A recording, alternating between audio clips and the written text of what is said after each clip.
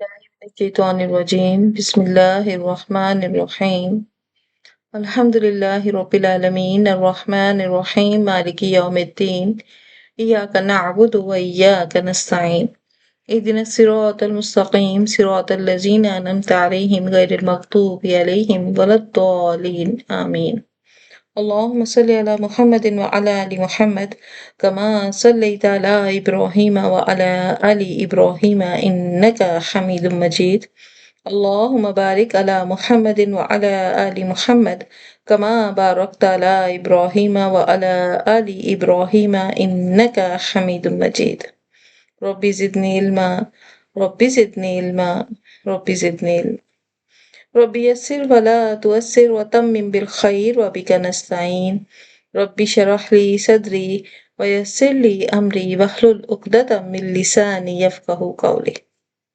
آمين ثم آمين السلام علیکم ورحمۃ اللہ وبرکاتہ۔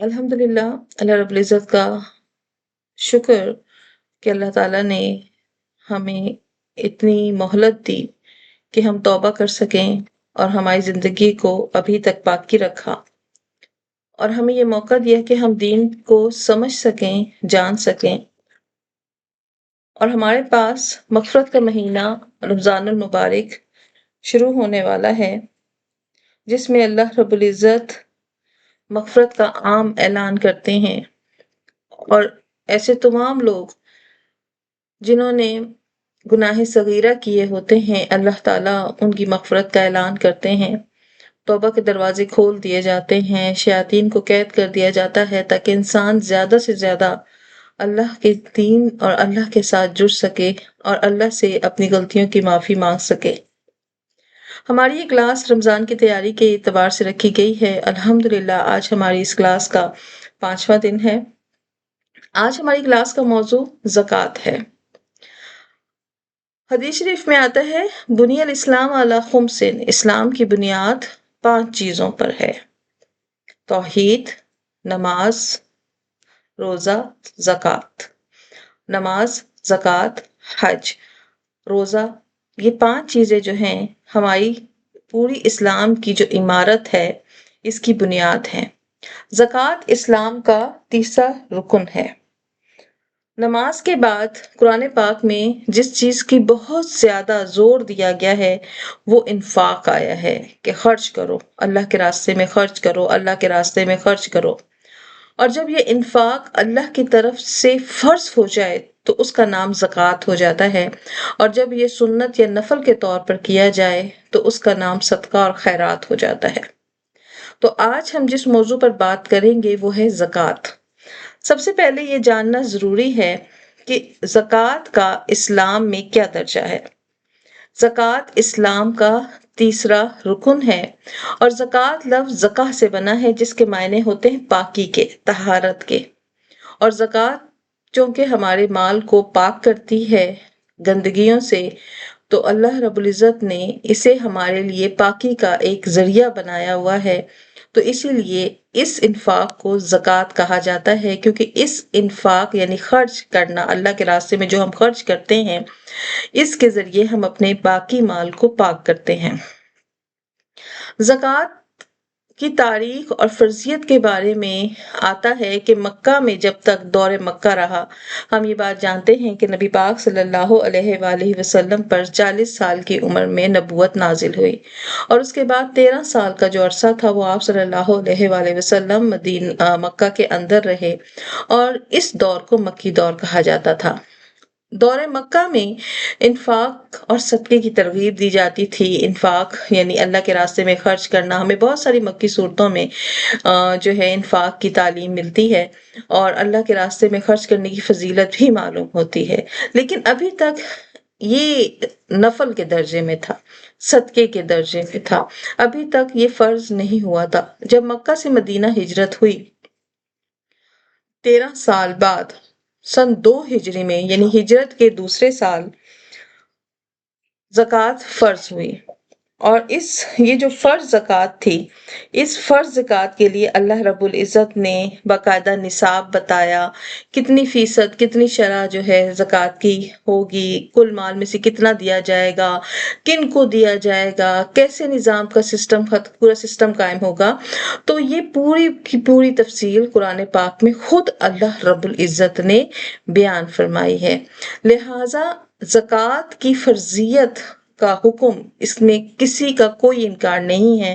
زکوٰۃ اللہ رب العزت کی طرف سے ایک فرض ہے، جس طرح نماز ایک فرض ہے، روزہ ایک فرض ہے، حج ایک فرض ہے، جہاد ایک فرض ہے، اسی طرح زکوٰۃ بھی ایک فرض ہے۔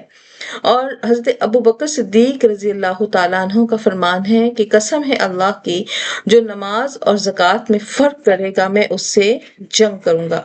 یہ صرف انفرادی عمل نہیں ہے، بلکہ یہ ایک اجتماعی اور ریاستی فریضہ ہے، لہٰذا کوئی اس کے خلاف نہیں جا سکتا۔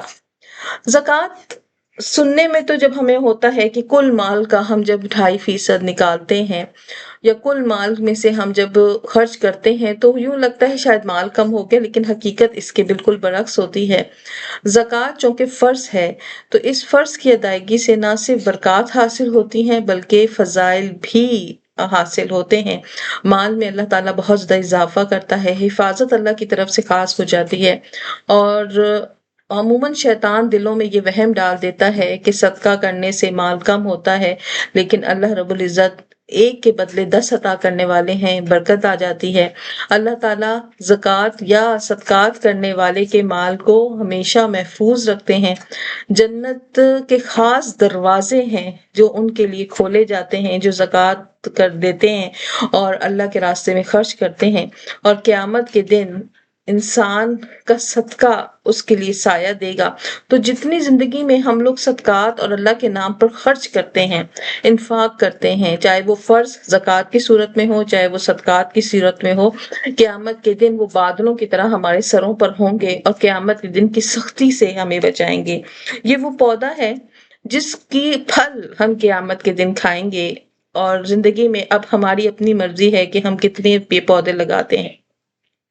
جو لوگ زکوٰۃ ادا نہیں کرتے ہیں اور حب المال میں پڑے رہتے ہیں کہ 2 کا 4 ہو جائے، 4 کا 6 ہو جائے، آج ہم بچا لیں کل بچوں کے کام آ جائے گا، تو اللہ رب العزت کی طرف سے سخت وعیدیں بھی ان لوگوں کے حق میں آتی ہیں، نہ صرف قرآن پاک میں بلکہ حدیث مبارکہ میں بھی، جن کا مفہوم یہ ہے کہ جب انسان ایسے شخص جو انفاق کے معاملے میں حب المال کرتا ہے اور خرچ نہیں کرتا اللہ کے راستے میں، اور اللہ کے دیے ہوئے مال میں سے جو فرض ہے اسے بھی ادا نہیں کرتا، یعنی زکوٰۃ میں ادا نہیں کرتا، تو اللہ رب العزت قبر میں اس کے اوپر ایک ایسا گنجا سانپ مسلط کریں گے جو اسے ڈسے گا، اور قیامت کے دن بھی یہی مال جو ہے سانپ کی صورت اختیار کرے گا اور اس کو توق کی طرح پہنایا جائے گا۔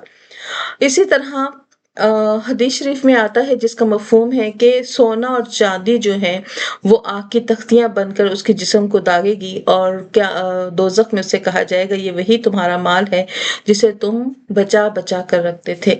جس قوم میں زکوٰۃ روک دی جاتی ہے وہ قوم ہلاک ہو جاتی ہے، اور حدیث شریف میں آتا ہے کہ زکوٰۃ چوری کرنے والے، یعنی جس قوم میں زکوٰۃ روکنے کا رواج پڑ جاتا ہے اور زکوٰۃ فرض ہونے کے باوجود وہ ادا نہیں کرتے، تو اللہ رب العزت کی طرف سے آسمان سے بارش روک دی جاتی ہے۔ زکوٰۃ، یہ تو ہمیں معلوم ہو گیا کہ زکوٰۃ کسے کہتے ہیں۔ زکوٰۃ وہ مال ہے جو اللہ کے بتائے ہوئے طریقے کے مطابق کل مال میں سے نکالا جاتا ہے۔ کس مال پہ زکوٰۃ آتا ہے وہ بھی اللہ نے خود بتایا ہوا ہے، کتنا آتا ہے وہ بھی اللہ نے خود بتایا ہے، کن کو دینا ہے وہ بھی اللہ نے خود بتایا ہوا ہے، نظام کیسے بنانا ہے وہ بھی اللہ نے خود بتایا ہوا ہے۔ لہٰذا ہمیں اس میں زیادہ عقل دورانی نہیں پڑے گی، ہمیں بس قرآن اور حدیثوں کو سمجھنا ہے اور ان کی بنیادوں کو سمجھنا ہے۔ اگر آپ کو بنیادیں سمجھ میں آ گئی نا تو پھر آپ ہر مسئلے کو آرام سے سمجھ سکتی ہیں۔ سب سے پہلے اگر آپ لوگ لکھ رہی ہیں تو اپنے پاس کاپی پینسل رکھیے۔ اصول زکوٰۃ کسے کہتے ہیں، یعنی بنیادی شرطیں کیا ہیں، کن لوگوں پر زکوٰۃ آتی ہے، کون سے لوگ ایسے ہیں جو صاحب مال جنہیں کہا جاتا ہے، یعنی جو کہ زکوٰۃ دینے والے ہیں، جن پر فرض ہو جاتی ہے۔ نمبر 1، مسلمان نان مسلم چاہے جتنا مالدار ہوگا اس پر فرض نہیں ہوگی، مسلمان ہونا شرط ہے۔ پہلی شرط کیا ہے؟ مسلمان ہوگا۔ دوسری شرط ہے آزاد ہوگا، غلام یا قیدی نہ ہوگا۔ تیسری شرط ہے عاقل ہوگا اور بالغ ہوگا۔ چوتھی ہے کہ اس کے پاس نصاب بھی ہونا چاہیے، انشاءاللہ آگے ہم پڑھیں گے نصاب کسے کہتے ہیں۔ اور پانچویں شرط ہے حولان حول، یہ مین شرط ہے، یعنی جس مال کا وہ مالک ہے، جس نصاب کا وہ مالک ہے، اس پر 1 سال پورا گزر چکا ہے، یعنی 1 سال سے وہ اس کا مالک بنا ہوا ہے۔ تو 3 مین شرطیں ہمارے پاس آتی ہیں، مسلمان، آزاد، عاقل ہے۔ نمبر 2 صاحب نصاب ہو، یعنی جو نصاب اللہ نے بتایا ہے وہ ہو، کم از کم مالیت اتنی ہونی چاہیے اس کے پاس، اور 1 سال پورا گزرا ہونا چاہیے اس کے مالک بنتے ہوئے۔ اب اگلا سوال آتا ہے کہ نصاب کیا ہے؟ ہم نے یہاں پر کیا پڑھا؟ نصاب کیا ہے؟ یہ بھی سمجھ میں آ گیا بھئی مسلمان ہو، یہ بھی سمجھ میں آ گیا کہ عاقل ہو، یہ بھی سمجھ میں آ گیا کہ جو ہے وہ آزاد ہونا چاہیے۔ اچھا نصاب کیا ہے؟ نصاب وہ مال ہے جو اللہ تعالیٰ نے کم سے کم طے کیا ہے۔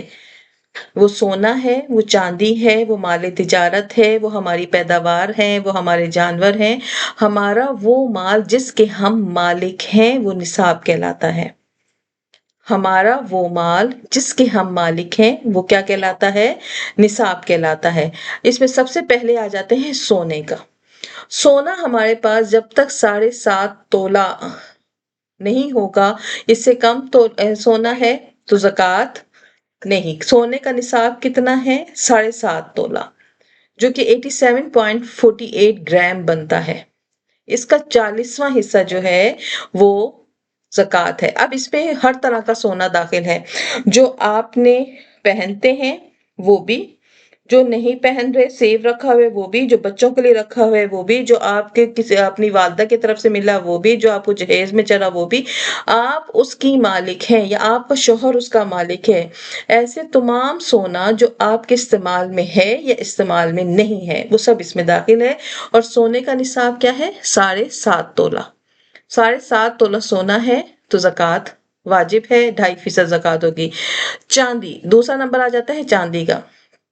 چاندی 52.5 تولہ، 52.5 تولہ، یا اس کو سمجھ لیں 12.35 گرام بنتا ہے یہ 52.5 تولہ جو چاندی ہوگی، اس میں بھی یہ نصاب ہے۔ اس سے کم ہے تو نہیں ہوگی زکوٰۃ، اس سے اوپر ہے تو زکوٰۃ ہوگی۔ آگے جا کے آپ کو علیحدہ علیحدہ مسائل سمجھاؤں گی، لیکن ابھی صرف اپنے پاس نصاب رکھیے۔ 7.5 تولہ یہ سونے کا نصاب ہے، اس سے کم ہے تو زکوٰۃ نہیں، اس سے اوپر ہے تو زکوٰۃ ہے۔ 52.5 تولہ چاندی ہے، اس سے اوپر ہے تو زکوٰۃ ہے، اس سے کم ہے تو زکوٰۃ واجب نہیں ہے، فرض نہیں ہے۔ اسی طرح اگر آپ کے پاس نقد رقم ہے یا آپ کے پاس مال تجارت ہے، نقد رقم سے مراد گھر میں آپ نے رقم سیو کی ہوئی ہے، پورا سال گزر گیا، وہ رقم اتنی آپ نے کہیں رکھے ہوئے تھے، لاکھ روپے رکھے ہوئے ہیں اور وہ پڑے ہوئے ہیں، یا آپ کے پاس جو ہے بینک بیلنس ہے، بینک میں پڑا ہوا ہے، یا آپ نے کوئی کمیٹی ڈالی ہوئی ہے اور وہ کمیٹی جو ہے وہ آپ کو ملنے والی ہے، تو یہ کل مالیت جو ہے، یعنی وہ جو آپ نے رقم سیو کی ہوئی ہے، وہ جو بینک بیلنس ہے یا وہ جو آپ نے کمیٹی آپ کو ملنے والی، اس سے اگر آپ 52.5 تولہ چاندی کی قیمت بن رہی ہے، اور آج کے دور میں 52.5 تولہ چاندی جو ہے وہ آرام سے 5 لاکھ کی آ جاتی ہے، تو 5 لاکھ اگر آپ کے پاس ہیں تو پھر آپ اس کا 2.5% جو ہے، یعنی چاندی کا 2.5% آپ جتنا بنے گا آپ اس کا زکوٰۃ دیں گے، وہ پھر چاندی کے حساب میں دی جائے گی۔ اسی طرح مال تجارت، وہ سامان جو ہم بیچنے کی نیت سے خریدتے ہیں، مثلا دکان کا مال ہے، کپڑے ہیں، پلاٹس ہیں، یا گھر ہیں خرید و فروخت کے، یا ہم نے کرائے پہ گھر دیے ہوئے ہیں، ان کے کرائے ہمارے آ رہے ہیں، تو وہ ہمارے لیے مال تجارت ہے، کیونکہ اس میں ہم رہائش پذیر نہیں۔ ایسے گھر جس میں ہم رہائش پذیر ہیں ان پر زکوٰۃ نہیں ہوتی، لیکن ایسے گھر جو ہم نے کرائے پر دیے ہوئے ہوتے ہیں، جو ہم نے جو ہے خرید و فروخت کے لیے رکھے ہوئے ہوتے ہیں، یا ایسا کوئی بھی مال، دکان کا مال ہے، کوئی بھی مال، اور وہ اس پر پورا سال ہمارا گزر چکا ہے ہماری ملکیت میں آنے کے بعد، تو پھر ہم اس کی قیمت جو ہے، جو اس کی मार्केट की कीमत बनेगी उसको हम देखेंगे कि आया ये चांदी के जो है निसाब पर आ रहा है इससे कीमत के नहीं आ रही। अगर वो चांदी के निसाब बराबर है या उससे ज्यादा बन रही है तो फिर हम उस पर 2.5% ज़कात चांदी के हिसाब से निकालेंगे। अगर उससे कम मालियत का हमारे पास सामान है, जैसे आपने दुकान है, दुकान में अगर 5 लाख से कम का माल है तो फिर तो ज़कात नहीं आई, लेकिन 5 लाख से ज्यादा का माल है तो उस पर ज़कात होगी। इसी तरह बाकी तमाम चीजों का भी हम हिसाब लगाते हैं। अब यहाँ ये सवाल पैदा होता है कि एक ऐसा शख्स है जिसके पास सोना नहीं है या सोना कम है, जैसे 1 तोला है, 2 तोले हैं, तो वो तो साहिब निसाब नहीं हुआ, उसके पास तो अब जो है नहीं होगा। लेकिन हम देखते हैं कि 1 तोला जो आज जो उसकी वैल्यू बन रही है वो 5 लाख, 5.25 लाख बन रही है, और उसमें तो चांदी का पूरा निसाब बन रहा है। तो आया 1 तोला जो सोना है क्या उस पर ज़कात होगी कि नहीं होगी, इस मसले को समझिए और फिर इसमें गड़बड़ नहीं करनी। अगर सिर्फ सोना है आपके पास, 1 तोला सोना है यानी 3 तोले सोना है, ये 5 तो निसाब से कम है, 7.5 तोला से कम आपके पास सोना है, और आपके पास उसके अलावा और कुछ नहीं है, ना कोई मकान है जिसका किराया आपके पास आता है, ना आपके पास कोई पैसे जमा हुए हैं, ना आपके पास जो है कोई और प्रॉपर्टी ऐसी है, ना आपके पास कहीं से कोई कमेटी वगैरह है, यानी आपका उसके अलावा बचत और कुछ नहीं है, तो फिर तो आप साहिब निसाब नहीं होंगे, आप पर ज़कात नहीं होगी। लेकिन अगर आपके पास उसके साथ कुछ भी और है, चाहे वो 1 लाख ही क्यों ना हो, यानी आपके पास इतनी थोड़ी भी अगर सेविंग है, 50,000 से ऊपर भी अगर सेविंग पड़ी हुई है जिसे आपने रखा हुआ है कि भाई किसी मुश्किल वक्त में मैं इसे यूज करूंगी, तो फिर वो ऑटोमेटिकली वो जो आपका 1 तोला सोना है, 30 तोले सोना, 3 तोले है या 5 तोले, वो ऑटोमेटिकली कन्वर्ट हो जाएगा चांदी के निसाब में,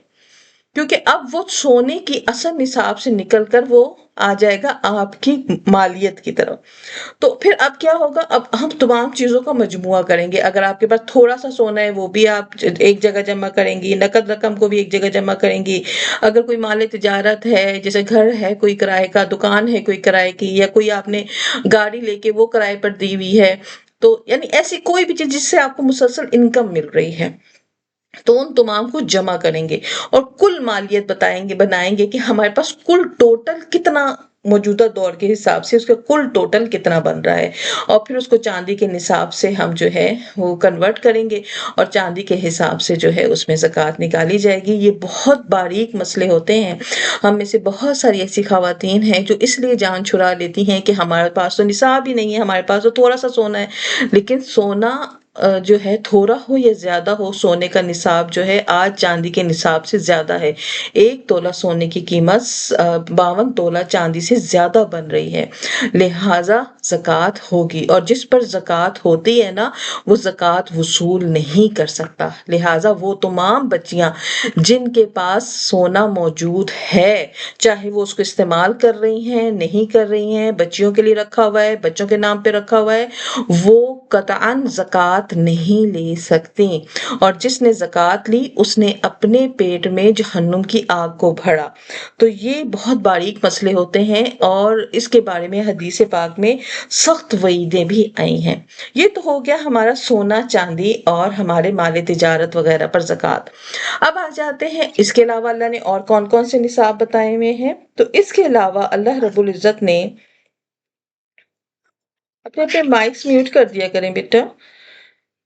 इसके अलावा जो अल्लाह रब्बुल इज्जत ने निसाब बताए हुए हैं वो है जानवरों का, कि अगर आपके पास जानवर है तो कम से कम जानवरों में सिर्फ 3 जानवर ऐसे हैं जिन पर ज़कात आती है। उनमें ऊंट है, गाय या बैल है, और बकरी या भेड़ है। अगर आपके पास जो है कम से कम 5 ऊंट हैं तो 5 ऊँटों पर 1 बकरी ज़कात आती है। और इसी तरह गाय, बैल या भैंस के मालिक हैं, 30 गायें हैं तो 1 साल का बछड़ा ज़कात में आता है, और अगर 40 गायें हैं या इससे ऊपर हैं तो 2 साल की गायें जो हैं वो ज़कात में आती है। इसी तरह बकरियां, भेड़ों में कम से कम 40 बकरियां होंगी तो उस पर 1 बकरी ज़कात आती है, और 40 बकरियों से अगर कम है तो ज़कात नहीं आती। घोड़े पर कोई ज़कात नहीं है, गधे पर कोई ज़कात नहीं है।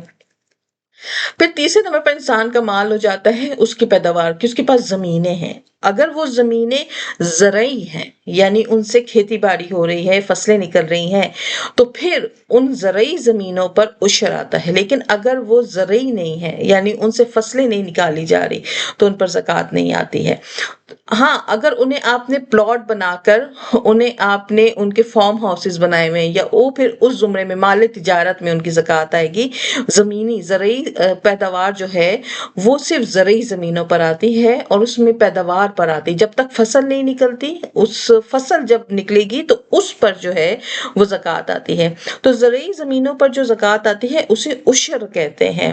عشر کا نصاب یہ ہوتا ہے کہ کم از کم جو آپ کی فصل جو نکلی ہے نا وہ 5 وسق ہو، یعنی آپ کے پاس 653 کلو گرام جو ہے وہ آپ کی فصل نکلی ہو. کوئی باغ ہے اور وہ باغ سے آپ کا 653 کلو جو ہے آپ کا وہ باغ کا پھل اترا ہے تو پھر آپ اس پر عشر دیتی ہیں. عشر کا حکم یہ ہے کہ 2 طرح کی زمینیں ہیں. ایک تو وہ ہے جسے مصنوعی پانی جس ٹیوب ویل وغیرہ سے یا باقاعدہ لائنیں ڈال کے سیراب کیا جاتا ہے تو اس پر نصف عشر ہے، 5% دیا جاتا ہے.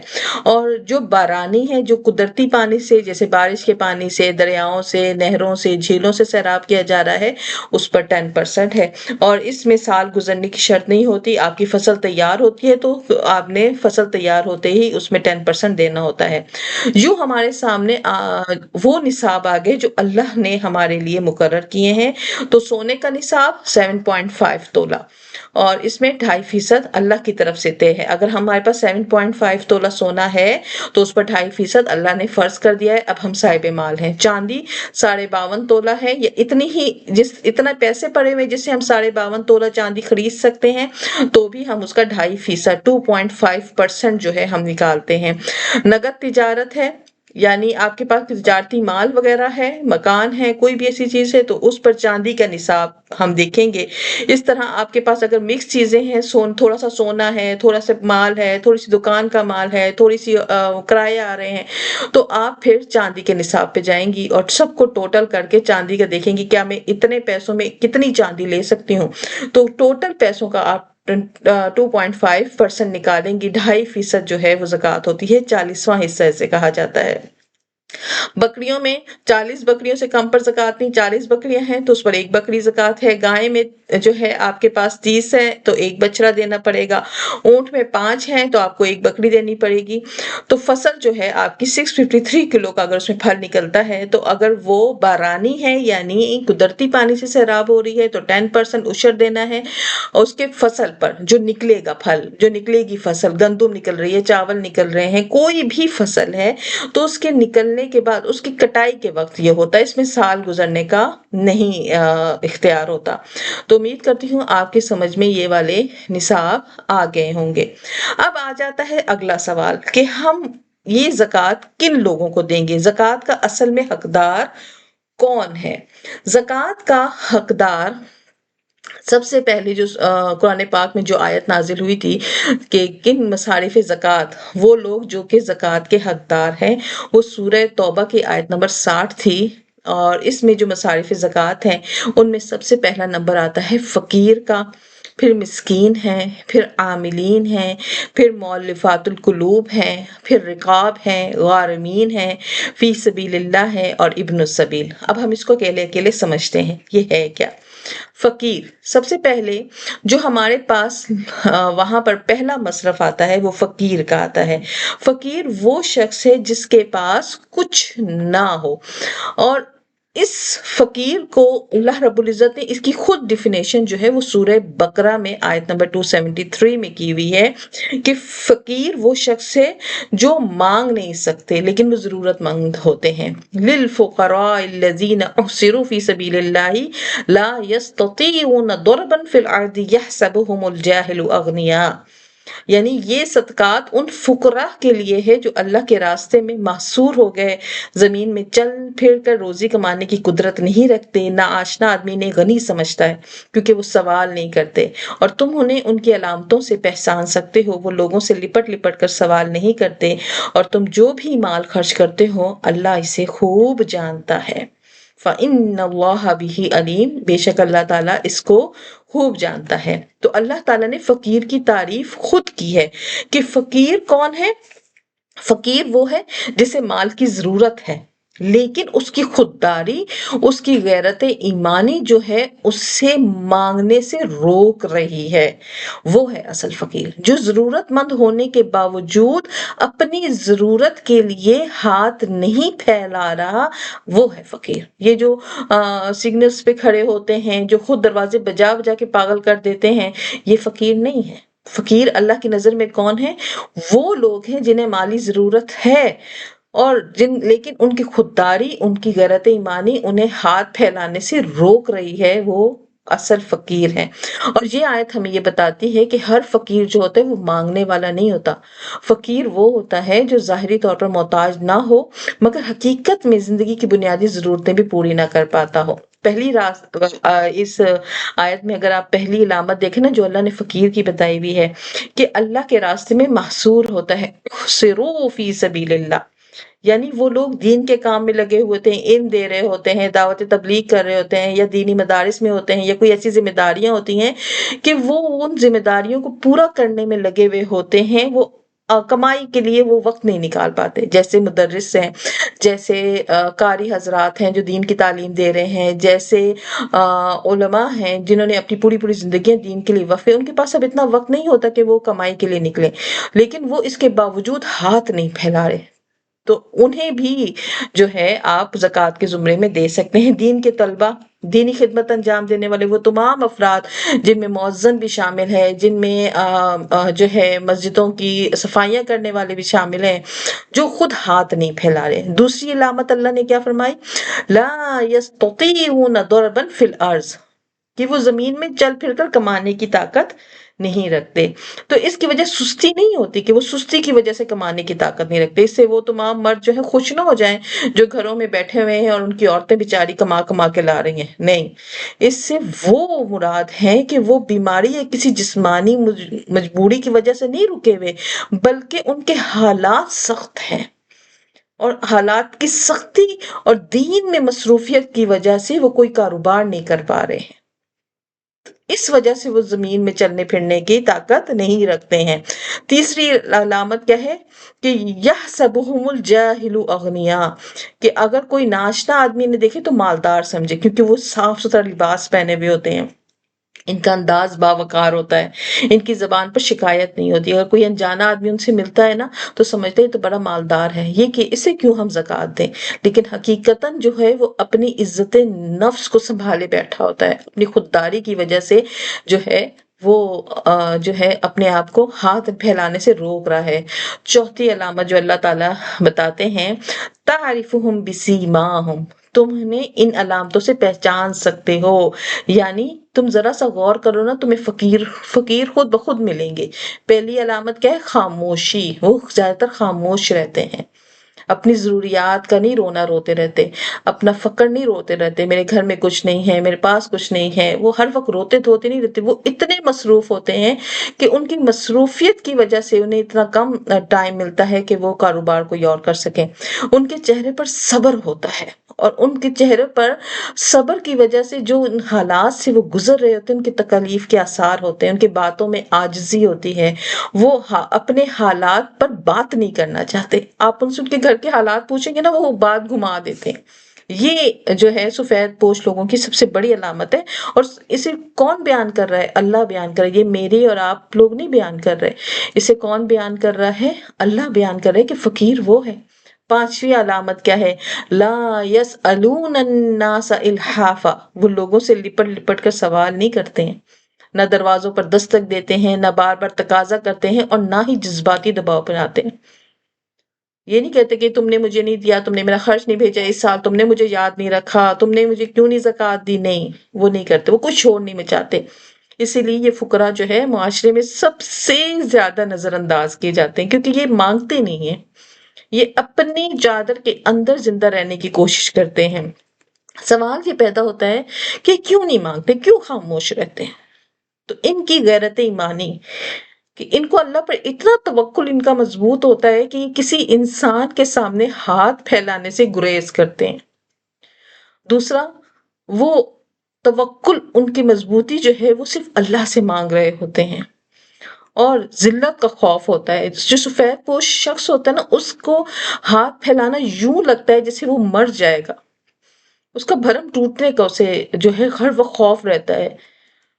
تو آج اب ہم دیکھیں کہ فقراء کون ہیں. فقراء میں دینی طالب علم آتے ہیں، وہ تمام دینی طالب علم جو علم حاصل کرنے میں مشغول ہیں، مدارس میں ہیں، وہ تمام دینی مدارس جہاں پر ان بچوں کو مفت تعلیم دی جا رہی ہے. ہمیں ڈھونڈنے نہیں پڑیں گے، بہت بڑے بڑے مدارس موجود ہیں. وہ تمام لوگ، وہ بیوہ اور یا خوددار خاتون جو گھر کی چار دیواری کے اندر جو ہے زندگی گزار رہی ہے، لیکن ہمیں پتہ ہے اس کا کمانے والا کوئی نہیں ہے، اس کے اوپر پورے گھر کی ذمہ داری ہے. اسی طرح وہ سفید پوش خاندان یا وہ تنخواہ دار طبقہ جو مہنگائی کی وجہ سے پس گیا ہے. ہمیں پتہ ہے کہ اس کی ماہانہ تنخواہ کتنی ہے، 25,000 30,000. وہ کیسے گزارا کرتا ہوگا؟ وہ گھر میں راشن ڈلواتا ہوگا، بیماری پوری کرتا ہوگا، وہ کیا کیا کرتا ہوگا. اور چوتھا، بیمار مگر صابر، ایسا بیمار شخص جو صبر لے کے بیٹھا ہوا ہے کہ میرے اخراجات کوئی نہیں اٹھا سکتا، اور اس کے پاس کوئی ایسا مال بھی نہیں جس کے وہ اپنے اوپر خرچ کر سکے. تو فقراء میں یہ لوگ جو ہیں سب سے زیادہ جو ہیں وہ اوپر آئیں گے، کہ جو خاموش ہیں، غیرت ایمانی اور اللہ پر توکل کی وجہ سے کسی کے آگے ہاتھ نہیں پھیلا رہے. اب زکوٰۃ اور صدقات کا بہترین مصرف اللہ نے ان کو کیوں کہا؟ سب سے پہلے ان کا ذکر کیوں کیا فقیروں کا؟ اس وجہ سے کہ یہ خود نہیں مانگتے ہیں. اللہ تعالیٰ خود قرآن میں ان کا تعارف بیان کر کے ان کا وکیل بنا ہوا ہے. تو جس کا وکیل اللہ بن جائے وہ سب سے اوپر آئے گا. اور شرعی حیثیت بھی یہ ہے کہ یہ فقراء جو ہیں یہ زکوٰۃ کا سب سے زیادہ مستحق ہوتے ہیں، انہیں دینا افضل ہے، زیادہ اجر والا ہے، سنت کے سب سے زیادہ قریب ہے. تو زکوٰۃ میں ہم نے سب سے پہلے کس کو ترجیح دینی ہے؟ ہم نے ان فقراء کو دینی ہے. عام رویہ کیا ہے؟ کوئی بھی مانگنے والا آتا ہے تو ہر مانگنے والے کو نہیں دینا ہے. اب ہم نے سوچنا ہے، کیا ہمیں ڈھونڈنا پڑے گا اپنے ارد گرد. تو اصل فقیر تو وہ ہے جو اللہ کے سامنے ہاتھ پھیلاتا ہے، لوگوں کے سامنے نہیں پھیلاتا. اپنی خاموشی اس کی بہترین آواز ہوتی ہے، اور ہمیں اس کے حالات، اس کے حلیے، اس کے طریقے زندگی سے پتہ چل جاتا ہے کہ وہ فقیر ہے. انہیں ہم کیسے تلاش کریں گے؟ سب سے پہلے اپنے قریبی رشتہ داروں میں، اپنے دوستوں کے بدلتے ہوئے ہم لائف سٹائل کو دیکھیں گے. کون پہلے بہت اچھا پہنتا تھا، وہی کپڑے بار بار دھو کے پہن رہا ہے. یہ صاف ستھرے رہتے ہیں. یہ بات یاد رکھے، فقیری یہ نہیں کہتی وہ پھٹے پرانے کپڑوں میں گئے. نہیں، اللہ نے کیا بتایا کہ کوئی انجان شخص ان سے ملتا ہے تو پہچان ہی نہیں سکتا. وہ تو ان کو مالدار سمجھتے ہیں، ان کا حلیہ بڑا صاف ستھرا ہوتا ہے، پاک صاف رہتے ہیں. تو ہم دیکھیں کہ کن کا لائف سٹائل ہمارے قریبی لوگوں میں چینج ہو گیا. کون پہلے جو ہے وہ تو گاڑیوں میں گھومتا تھا، اب تو ان کے پاس کچھ بھی نہیں ہے، اب بسوں میں آ رہے ہیں. کس طرح جو ہے. دوسرا، ہم خود دیکھیں کہ ہماری کمیونٹی جو بنی ہوئی ہے، ہم اس میں خود پوچھیں کہ کیا کوئی ایسا شخص ہے جس کی ابھی بھی جاب چھوٹ گئی ہے، جس کے گھر میں کوئی بیمار ہے، یا کسی گھر میں کوئی ایسی بات ہے کہ وہ اس کے حالات برے ہوتے جا رہے ہیں. تیسرا، ان لوگوں کو دیکھیں جو تقریبات میں اور محفلوں میں اچانک کنارہ کش ہو گئے. پہلے تو وہ محفل جان ہوتے تھے، اب بالکل ہی ہٹ گئے ہیں. تو ہمیں خود ڈھونڈنا پڑے گا. یہ فقیر ڈھونڈنے سے ملیں گے یا آپ کو ایک دم نہیں ملیں گے. تو فقیر کی تعریف کیا ہے؟ محتاج اور خوددار. ہر مانگنے والا فقیر نہیں ہے، بلکہ یہ خاموش شخص جو ہے یہ فقیر ہے. یہ سوال نہیں کرتے. ان کی پہچان ان کے چہروں سے اور ان کے حالات کو جاننے سے ہوتی ہے. اور زکوٰۃ اور صدقات کا سب سے افضل جو مصرف ہے یہی فقیر ہے، کیونکہ اللہ تعالیٰ دیکھ رہا ہے. سورہ بقرہ کی آیت کا آخر میں ہے کہ تم جو کچھ بھی مال خرچ کرتے ہو اللہ اسے خوب جانتا ہے. تو جب اللہ جان رہا ہے تو ہم نے جب کسی کی مدد کرنی ہے تو اس کی عزت نفس کو مجروح نہیں ہونے دینا، بلکہ ہم نے اس کو خاموشی سے دینا ہے. جتنی خاموشی سے وہ اللہ سے مانگ رہا تھا نا، اتنی خاموشی سے ہم نے دینا ہے. دوسرا نمبر مسکین کا آتا ہے مصارف زکوٰۃ میں. مسکین وہ شخص ہے جو کوشش کر رہا ہے، محنت کر رہا ہے، لیکن وہ ضروریات پوری نہیں کر پا رہا. اس کی ضروریات بہت زیادہ ہو رہی ہیں، وہ پورا ہی نہیں کر پا رہا. تو وہ کیا ہے؟ مسکین ہے. فقیر بھی مسکین، یہ دونوں ایک ہی زمرے میں تقریباً آتے ہیں. عاملین ان کا حکم اب ختم ہو چکا. یہ وہ لوگ تھے جو سرکاری طور پر جو ہے مقرر ہوتے تھے زکوٰۃ وصول کرنے کے لیے، لیکن اب جو ہے یہ ختم ہو چکا ہے. اسی طرح مؤلفات القلوب کا جو مصرف ہے یہ بھی ختم ہو چکا، کہ پہلے اسٹارٹ میں جو ہے دین کے لیے لوگوں کے دل نرم کرنے کے لیے نان مسلم کو بھی زکوٰۃ دی جاتی تھی، لیکن اب وہ بھی ختم کر دیا گیا کہ عاملین اور مؤلفات القلوب یہ دو مصرف ختم ہو چکے ہیں. پھر آتا ہے رقاب، یعنی غلاموں کو آزاد کرنا. غلام چونکہ اب رہے نہیں تو قیدیوں کی آزادی کی ہٹ جانا تھا یا خون بہا تھا، اسی وجہ سے وہ لوگ قید پڑے ہوئے جیلوں میں ہیں، تو ان کی طرف سے وہ جو ہے خون بہا دے دیا اور ان کی آزادی دلوا دی، تو مصارف زکوٰۃ میں یہ بھی حقدار ہیں. اسی طرح غارمین، غارمین وہ قرضے دار ہے جس پر بہت زیادہ قرضہ ہے، بے پناہ قرضہ ہے اور وہ قرضہ ادا ہی نہیں کر پا رہا. اس سے مراد وہ لوگ نہیں ہیں جو گھر میں بیٹھے ہوئے ہیں ہاتھ پہ ہاتھ ہو کے موٹے ہوئے ہوئے ہیں اور وہ قرضے پہ قرضہ لے کے کھائے جا رہے ہیں کھائے جا رہے ہیں کھائے جا رہے ہیں کہ ہم زکوٰۃ سے ادا کر. نہیں، اس سے مراد وہ پریشان حال لوگ ہیں جو حالات کی چکی میں اتنی بری طرح پسے ہیں کہ وہ محنت و مشقت کر رہے ہیں کہ اچانک کوئی ایسی افتاد آ گئی، اچانک کوئی ایسی پریشانی آ گئی جس کی وجہ سے وہ قرض پہ مبتلا ہو گئے. اسی طرح اللہ کے راستے میں جہاد کرنے والے یا دین کی خدمت کرنے والے کو فی سبیل اللہ کہا جاتا ہے. آپ ان کو بھی زکوٰۃ دے سکتے ہیں، لیکن اس کے لیے ان کا صاحب مال نہ ہونا شرط ہے. اسی طرح ابن سفیر مسافر جو دوران سفر جو ہے تنگ دست ہو جائے تو اس کو بھی زکوٰۃ دے سکتے ہیں. تو یہ اللہ رب العزت کی طرف سے جو ہے ہمارے پاس مصارف زکوٰۃ ہے. ان کی تعداد کل 8 آتی ہے، اس میں عاملین اور مؤلفات القلوب یہ نکل گئے ہیں. ہم ان لوگوں کو زکوٰۃ کا مال دیں گے کیونکہ یہ اللہ کی طرف سے مقرر کیے ہوئے ہیں. یہاں سوال یہ پیدا ہوتا ہے کہ زکوٰۃ کسے نہیں دی جا سکتی؟ تو زکوٰۃ والدین کو نہیں دی جا سکتی، ماں باپ کو نہیں آپ زکوٰۃ دے سکتے، دادا دادی کو زکوٰۃ نہیں دے سکتے، نانا نانی کو زکوٰۃ نہیں دے سکتے، کیونکہ ان کا حق ہے آپ پر. آپ کے مال میں آپ کے والدین کا حق ہے، تو والدین کو اور ان سے اوپر جتنے بھی ہیں ان کو زکوٰۃ آپ نہیں دے سکتے. اسی طرح شوہر بیوی کو زکوٰۃ نہیں دے سکتا، بیوی شوہر کو زکوٰۃ نہیں دے سکتی. اسی طرح اولاد کو زکوٰۃ نہیں دی جا سکتی. بیٹا ہے، بیٹی کے حالات بہت خراب ہے، آپ کہ میں زکوٰۃ ایسے دے دوں، نہیں. بیٹی کا حق ہے آپ کے مال کے اوپر، آپ اس کی ویسے مدد کریں. بیٹے کا حق ہے آپ کے مال کے اوپر، بیٹے کی ویسے مدد کریں، لیکن آپ اسے زکوٰۃ کے زمرے میں نہیں دے سکتے. اس طرح پوتوں کو نہیں دے سکتے، نواسوں کو نہیں دے سکتے.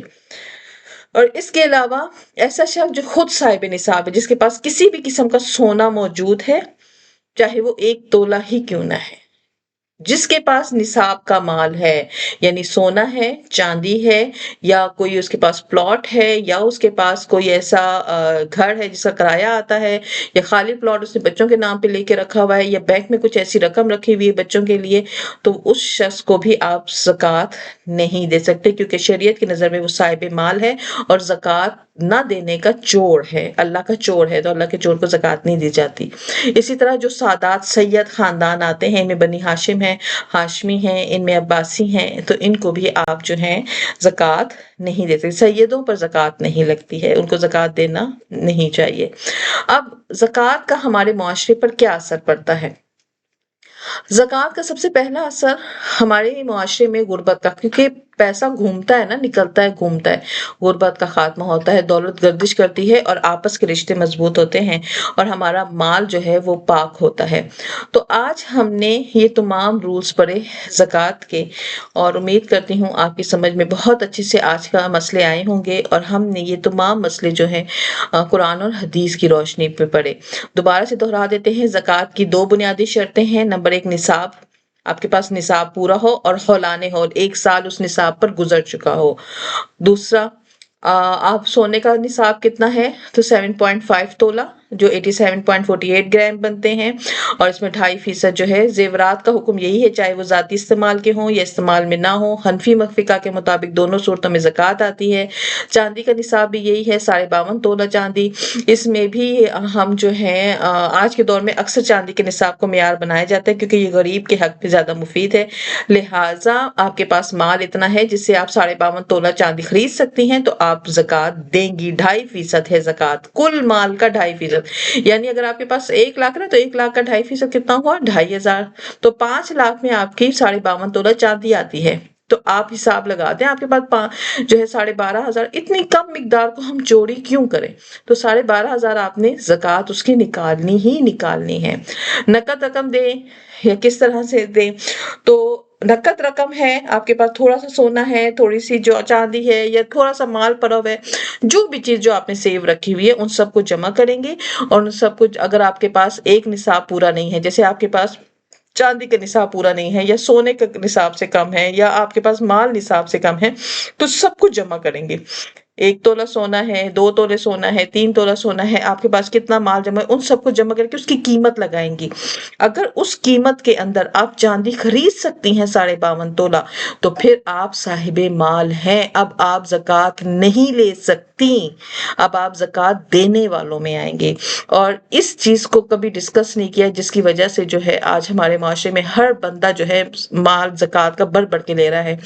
زکوٰۃ کا مال یہ اس کے مال کی گندگی ہوتی ہے سامنے والے کی، اور اللہ سے ہمیشہ دعا کرنی چاہیے اللہ تعالیٰ ہمیں زکوٰۃ لینے والوں میں نہیں، زکوٰۃ دینے والوں میں بنائے، کیونکہ زکوٰۃ کا مال اگر آپ روک کے بیٹھے ہیں، یہ ناحق لے لیا، تو اللہ تعالیٰ اس گھر سے برکت کو ختم کر دیتا ہے، بیماریاں اس گھر میں ڈیرے جما دیتی ہیں، اللہ کی طرف سے سخت ناراضگی ہوتی ہے، کیونکہ آپ نے حقدار کا حق لے لیا۔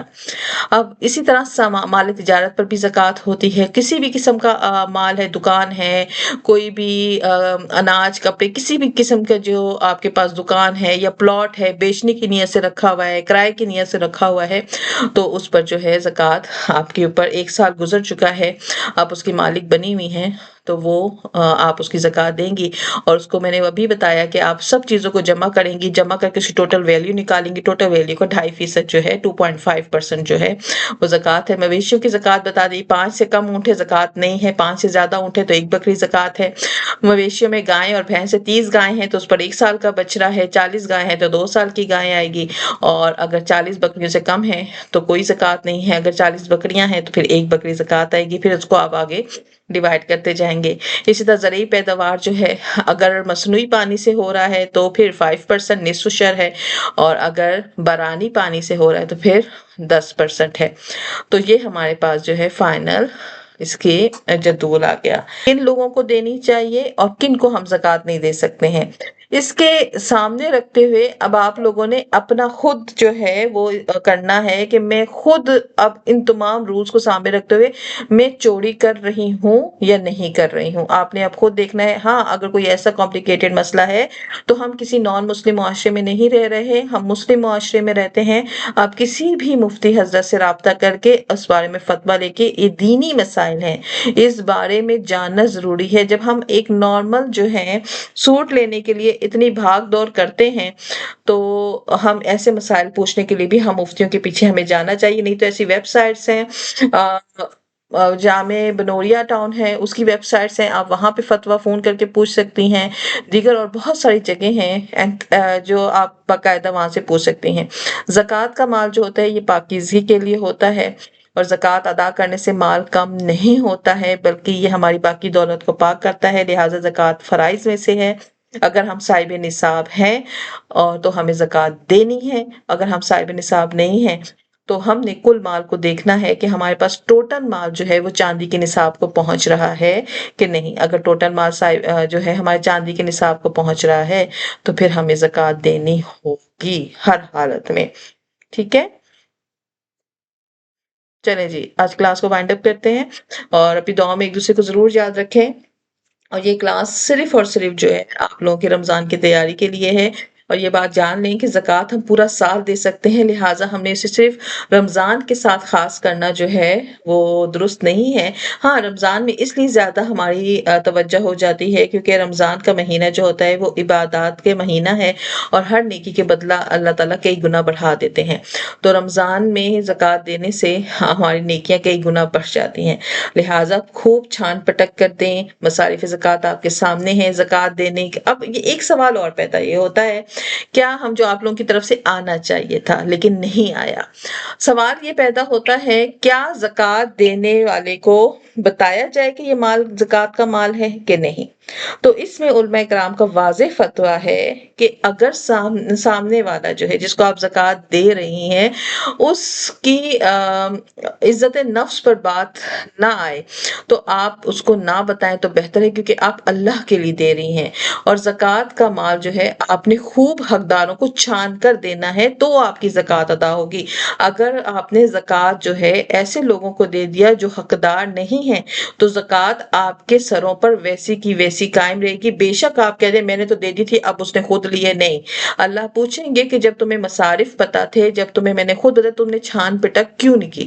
ہاں صدقات اور خیرات ہے، صدقات اور خیرات ادا ہو جاتے ہیں، لیکن زکوٰۃ کو اس کے حقدار تک پہنچانا ضروری ہے اور اس کو بتانا ضروری نہیں ہے کہ یہ زکوٰۃ ہے، ٹھیک ہے، تاکہ اس کی عزت نفس مجروح نہ ہو۔ اللہ تعالیٰ سے دعا ہے کہ اللہ تعالیٰ ہمیں بہترین طور سے ہدایت پر رکھے اور ہمیں ہمیشہ ہدایت کے راستے پر رکھے۔ اللہ تعالیٰ ہماری اس کوشش کو قبول فرمائے اور ہمیں اللہ تعالیٰ گمراہی سے بچائے۔ یا رب العالمین اس کلاس کو ہمارے لیے ہدایت کا باعث بنانا، ہمیں گمراہی سے بچانا، ہمیں بدعتوں سے محفوظ رکھنا۔ یا رب العالمین ہمارے لیے زندگی کو آسان بنا۔ یا رب العالمین ہمارے راستے میں جتنی پریشانیاں ہیں، جتنی رکاوٹیں ہیں، یا اللہ تو بہتر جاننے والا ہے، تیرے کن سے وہ تمام چیزیں دور ہو سکتی ہیں۔ یا رب العالمین کن فرما، یا رب العالمین ہماری مدد و نصرت فرما۔ ہم میں سے جو اس وقت بیمار ہیں یا رب العالمین ان تمام کو صحت تندرستیاں عطا فرما۔ یا رب العالمین جس نے دعا کے لیے کہا ہوا ہے یا رب العالمین سب کو تو جاننے والا ہے، یا رب العالمین سب کے حالات سے تو واقف ہے، یا رب العالمین سب کی دعاؤں کو قبول و منظور فرما۔ جو اس وقت بے روزگار ہیں یا اللہ ان کے لیے حلال رزق کے دروازے کھول دے۔ یا اللہ جو اس وقت تنگ دست ہیں یا اللہ اپنی خاص برکتیں ان کے گھروں میں نازل فرما۔ یا اللہ جو صحت کے لیے پریشان ہے یا اللہ انہیں صحت اور تندرستی والی لمبی زندگیاں عطا فرما۔ یا رب العالمین جو اس وقت ہاسپٹل میں ہیں یا اللہ ان کی تمام پریشانیاں دور فرما۔ یا رب العالمین جو اس وقت رزق کے لیے مارے پھر رہے ہیں یا اللہ ان کے حلال رزق میں برکتیں عطا فرما۔ یا اللہ اولادوں کو فرما بردار فرما۔ یا اللہ نمازوں کا پابند بنا۔ یا رب العالمین ہمیں قرآن کی سمجھ عطا فرما، ہمارے دنوں کو اور ہماری راتوں کو عبادت میں تبدیل فرما، ہمارے دنوں کے اور رات کے ہر کام کو عبادت کی طرح پورا فرما۔ یا رب العالمین ہمیں معلوم ہے کہ صرف تیرا در ہے ہمارے پاس، کیونکہ تو ہی ہمارا مشکل کشا ہے، تو ہی طاقتوروں کا طاقتور ہے، تو ہی بادشاہوں کا بادشاہ ہے، تیرے در سے کوئی خالی ہاتھ نہیں لوٹتا۔ یا رب العالمین ہم سب کی خالی جھولیوں کو اپنی رحمتوں سے اپنی برکتوں سے بھر دے۔ یا رب العالمین ہم پر رحم فرما، ہم پر کرم فرما اور ہماری اس کوشش کو اپنی بارگاہ میں قبولیت کا درجہ عطا فرما اور ہم سب کو بیت اللہ کی حاضری نصیب فرما۔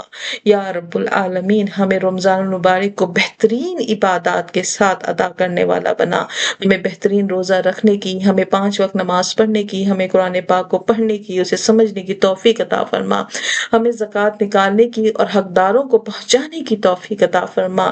یا اللہ ہمیں اپنی عبادات کی فکر